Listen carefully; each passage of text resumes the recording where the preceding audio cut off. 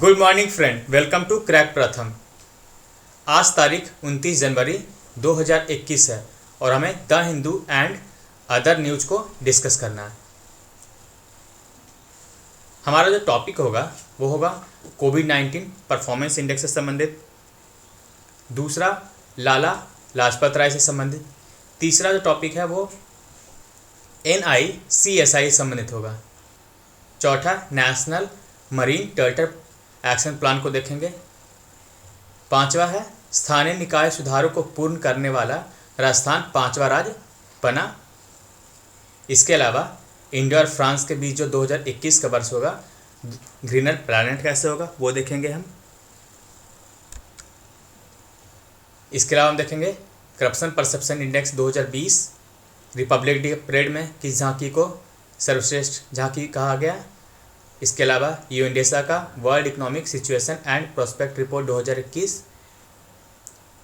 फिर देखेंगे president address के बारे में, किस आर्टिकल के तहत किया जाता है। उसके अलावा टेक्नोलॉजी में हम 3 टॉपिक को देखेंगे। तो चलिए शुरू करते हैं हमारा टॉपिक। कोविड-19 परफॉर्मेंस इंडेक्स, इसे कौन देती है? ऑस्ट्रेलियन थिंक टैंक के द्वारा दी जाती है।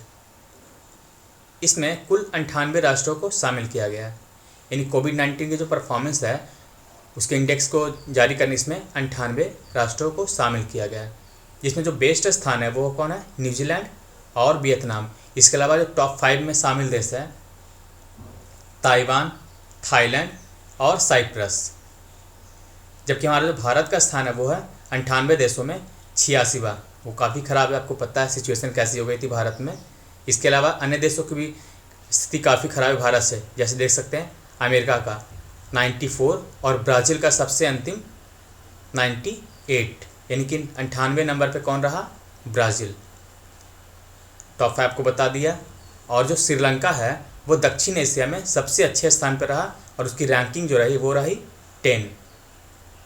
इसके अलावा दक्षिण एशिया में मालदीव को आप देख सकते हैं 25वें नंबर पर रही, पाकिस्तान 69वें नंबर पर रहा, नेपाल 70 और बांग्लादेश 84वें नंबर पर रहा।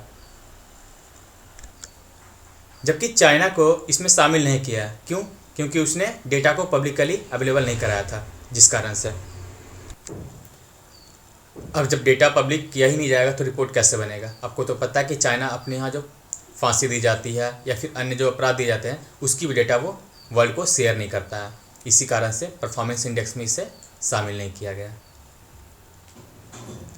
नेक्स्ट टॉपिक लाला लाजपत राय से संबंधित है। क्यों? क्योंकि 28 जनवरी को उनका जन्मदिन था और प्रधानमंत्री नरेंद्र मोदी ने उन्हें याद किया है। पहले इनके बायोडाटा को देखते हैं हम। इनका जो जन्म हुआ था 28 जनवरी 1865 को, कहाँ हुआ था? जगरांव, जो कि पंजाब में था।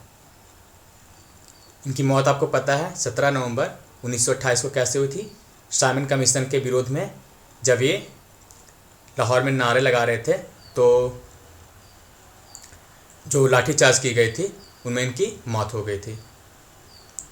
ये इंडियन नेशनल कांग्रेस से भी जुड़े हुए थे। ये देखिए वर्ष 1920 में इन्हें जो है कलकत्ता के विशेष अधिवेशन में अध्यक्ष बनाया गया था। इसके अलावा इन्होंने वर्ष 1921 में सर्वेंट ऑफ पीपल सोसाइटी की भी स्थापना की थी, जो कि एक नॉन प्रॉफिट वेलफेयर ऑर्गेनाइजेशन था। वो कहाँ था? लाहौर में।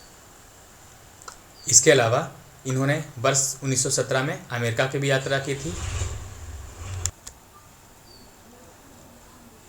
इन्हें पंजाब केसरी भी कहा जाता था और ये लाल बाल पाल, जो कि आपको पता है, उससे संबंधित है।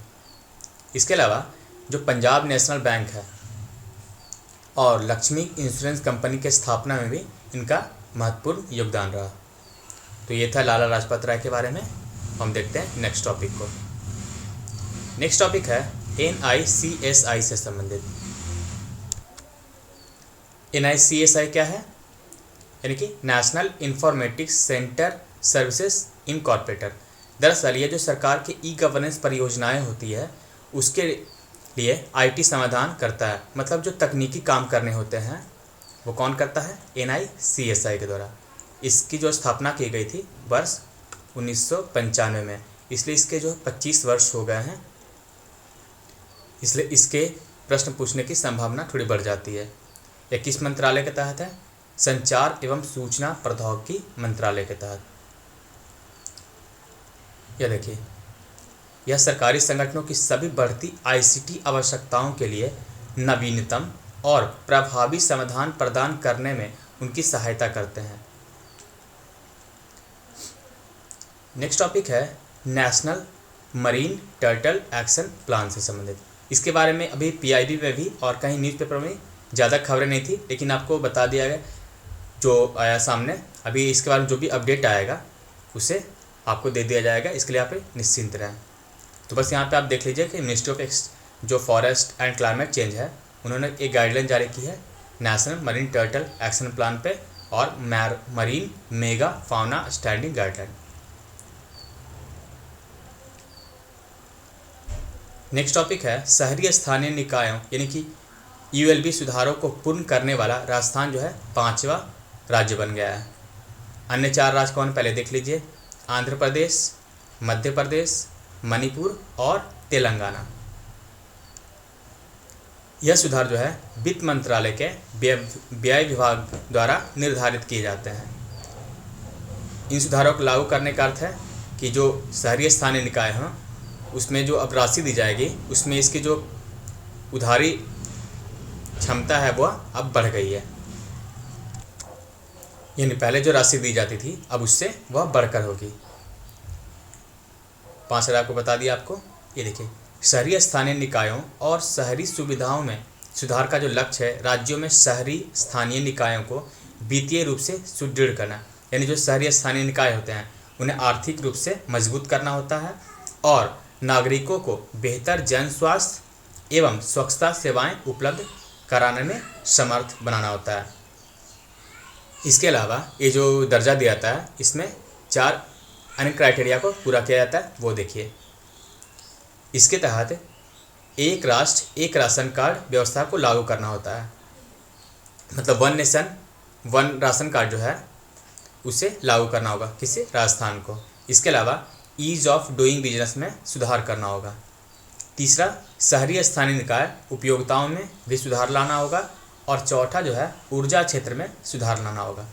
यानी जो 5वां राज्य बना है उसे अब कौन कौन से काम करने होंगे, ये सब। 2021 year of Indo French alliance toward a greener planet, मतलब हरित ग्रह के लिए यह जो है वर्ष घोषित किया गया है। किसके द्वारा? भारत और फ्रांस के द्वारा। इन्हें आपसे अगर प्रश्न पूछे कि भारत ने किस देश के साथ हरित ग्रह का जो है समझौता किया है या अलायंस बनाया है, तो आप बताएंगे फ्रांस। इसका उद्देश्य क्या होगा? सस्टेनेबल डेवलपमेंट और ग्लोबल इन्वायरमेंट को प्रोटेक्ट करना। ये जो बनाया जाएगा इसका जो थीम है वो 5 थीम है। देखिए, इन्वायरमेंट प्रोटेक्शन यानी पर्यावरण संरक्षण, जलवायु परिवर्तन, बायोडाइवर्सिटी कंजर्वेशन यानी जैव विविधता संरक्षण। इसके अलावा जो चौथा होगा sustainable urban development and development of renewable energy. अभी हमने राजस्थान के बारे में पढ़ा, उसमें भी ये बातें की गई थी ना, चौथा पॉइंट जो था। 5वां जो है थीम होगा एनर्जी एफिशिएंसी से संबंधित, तो ये जो है ग्रीनर प्लैनेट से संबंधित पॉइंट।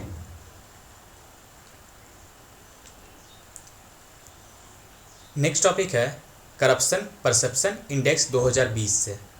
इसे कौन जारी करती है? पहले देखिए, ट्रांसपेरेंसी इंटरनेशनल।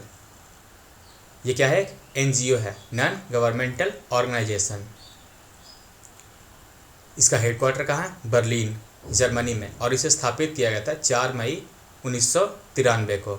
इसका काम क्या है? Anti corruption and crime prevention, यानी कि भ्रष्टाचार को एवं अपराध को रोकने में मदद करना। इसमें कुल 180 राष्ट्रों को शामिल किया गया है। जो रैंक में जो स्कोर दिया जाता है वो है 0 से 100 के बीच में दिया जाता है। 0 का अर्थ है कि वह देश सबसे बेस्ट है और 100 का अर्थ है कि वह सबसे खराब है। इस वर्ष भी 0 किसी को नहीं दिया गया है, लेकिन फर्स्ट पे जो है आपको न्यूजीलैंड और डेनमार्क जो है संयुक्त रूप से हैं, जबकि सोमालिया का स्कोर काफ़ी ख़राब रहा, और इसके अलावा सूडान का भी काफ़ी ख़राब रहा स्कोर। हम भारत की बात करें तो भारत का जो स्कोर है वो है 40 और रैंक कितना है 86, जबकि भारत जो है इससे अच्छा है। इसका स्कोर पिछले वर्ष था 2019 में क्या था, 80 स्थान पे था, और इस बार 86वें स्थान पे हो गया है। अभी हम और देशों के बारे में जानेंगे, चाइना, अमेरिका और कनाडा के बारे में। चलिए देखते हैं। ये देखिए, आपको न्यूजीलैंड और डेनमार्क संयुक्त रूप से 1 नंबर पे है, लेकिन उनका स्कोर देखिए 88 है, 88 है। इसके अलावा फिनलैंड 85 है। आप देख सकते हैं। हम चाइना को पहले देखते हैं। चाइना का स्कोर क्या है 42 और रैंक 78 है। भारत का क्या है 86। ये देखिए। इसके अलावा आप अमेरिका को देख सकते हैं।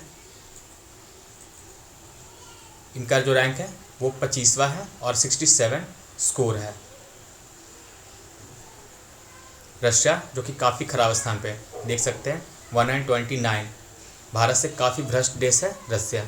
इसका स्कोर मात्र 30 है। भारत का कितना है बताइए 40। बिल्कुल सही जवाब है।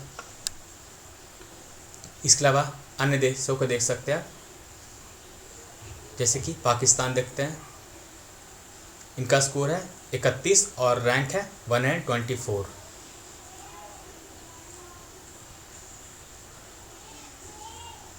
ब्रिक्स देशों में ब्राज़ील का रैंक है 94 और दक्षिण अफ्रीका, चलिए ब्रिक्स आपको चाइना का देख लिया हमने 78 और दक्षिण अफ्रीका देखिए 69। रूस का काफ़ी ख़राब है, यानी कि हम 3 देशों से पीछे हैं, लेकिन रूस से आगे हैं यहाँ पे। चलो अपने टॉपिक पे आते हैं। हमारा नेक्स्ट टॉपिक है रिपब्लिक डे परेड के बारे में। इसमें जो टैब्लू यानी कि झांकी जो दी गई उसे सर्वश्रेष्ठ स्थान दिया गया। पहला नंबर पे कौन है आपका, उत्तर प्रदेश का ये राम मंदिर की झांकी प्रथम स्थान पे रहा, और दूसरा पे है त्रिपुरा का झांकी जो कि एक इको फ्रेंडली था, और तीसरे पे है उत्तराखंड का देवभूमि की झांकी। फर्स्ट पे यूपी, सेकंड पे त्रिपुरा और थर्ड पे उत्तराखंड का।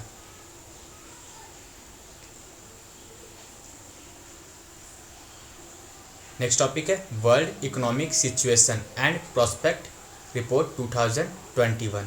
इसे कौन जारी करती है, United nation development of economic and social affair यानी UNDESA। इसकी स्थापना कब की गई थी, वर्ष 1948 में। यह यूनाइटेड नेशन का एक भाग है। इसका जो हेडक्वार्टर है वो है न्यूयॉर्क में। इस रिपोर्ट के अनुसार जो है कोविड-19 में भारत के संदर्भ में बताया गया कि जो ग्रोथ होगा 2021 में वो कितना होगा 7.3%।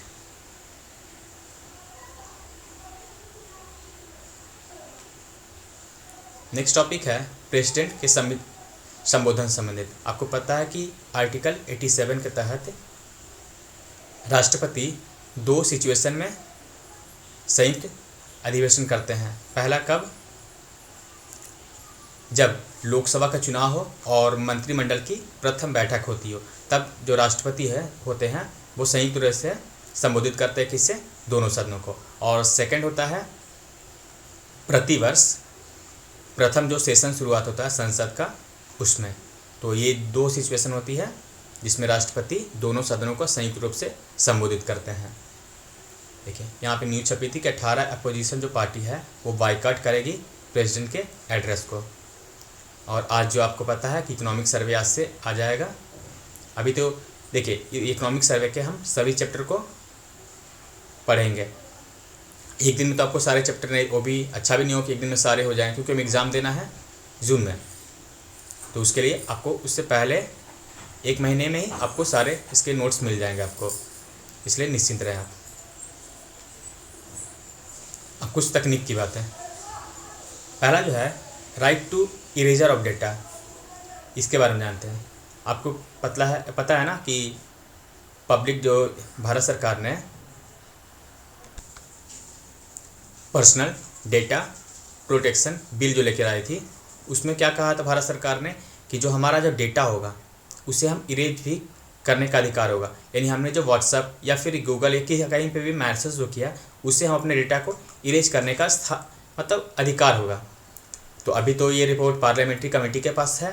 तो इसमें एक जो डेटा ये रिपोर्ट छपी है कि डेलॉयट और ब्लैंक्स को जो है सर्वे किया है कि यहाँ के जो 84% जो कंपनियाँ हैं वो क्या करेगी,